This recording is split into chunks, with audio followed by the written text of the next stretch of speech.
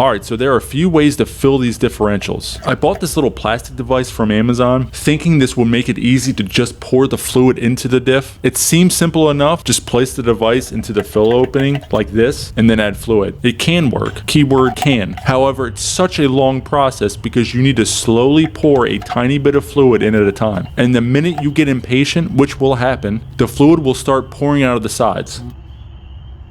I even tried to pour it in with the black cap on, so only a tiny bit would come out at once, but as you can see, it's still spilled over. You will be using almost 2 quarts to fill the diff, so if you waste any like I am right here, then you may have to run back to Ford and get another quart just to finish filling. Now when I filled it about a year ago, I did so with a hand pump. It worked great, but it was tiresome because it was a smaller hand pump and it took quite a long time to do it. Between the hand pump and this weird Amazon device, filling the fluid seemed like it was always going to be a pain. However, I decided to try something else. I cut between 4 and 5 inches of clear tubing with 3/8 inch inner diameter and a 1/2 inch outer diameter. Before we get into why I chose this specific tube size, let's remove the cap and cut the end of the diff fluids bottle. You can use scissors or the sharp part of a pair of pliers like I am using right here. Oh, and if you don't use all of the fluid, you can just push the cap back on like this to store it for the next time you change your diff's fluid. Let's get the diff filled. You want to position the tube like this, and the reason you need between 4 and 5 inches of tube is because of the ledge right here. This is really the only obstacle that's in your way, but it's definitely in the way. Now push the tube onto the end of the bottle like this, and then you want to quickly push the end of the tube into the fill hole of the differential while you flip the bottle upside down. Kind of like that. But you also want to remove the seal under the cap or else nothing will come out.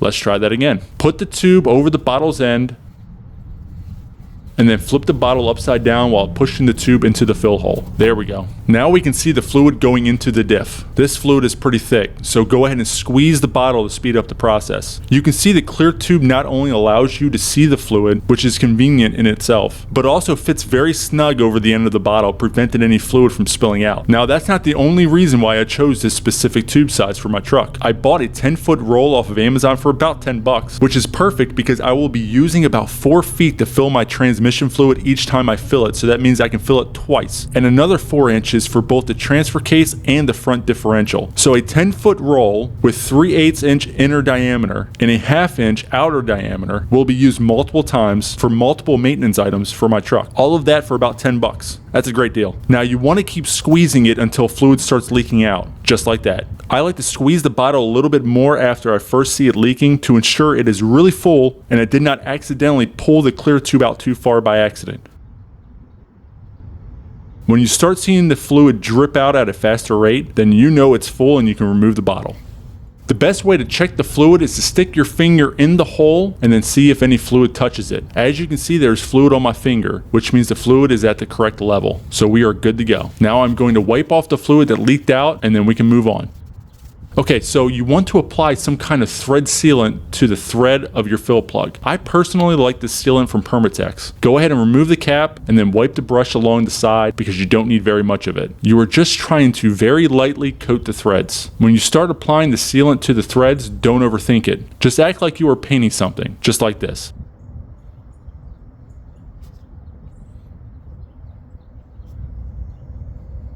Once you get full coverage, go ahead and put the brush away and then use your fingers to really push the sealant into the threads.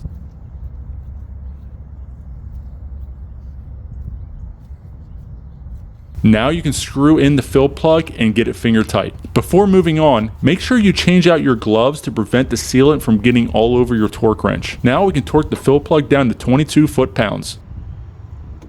And don't forget to use that 3-inch extension to help get to the plug. It's kind of awkward trying to keep the extension in the plug, so use your other hand to stabilize it if you need to. Perfect. Now you are done. Well, not quite. I drove around for a week without connecting the ABS line because I completely forgot about it. So make sure you put yours back in place. It's simple. You just need to push all 3 caps back onto the 3 longer bolts on the diff. Just like that. That's all there is to it. If you found any part of this video helpful or entertaining, please give it a thumbs up. Also, if you haven't subscribed yet, hit that button as well as the notification bell so you don't miss a video from our channel. Thanks for watching and we'll see you on the next one.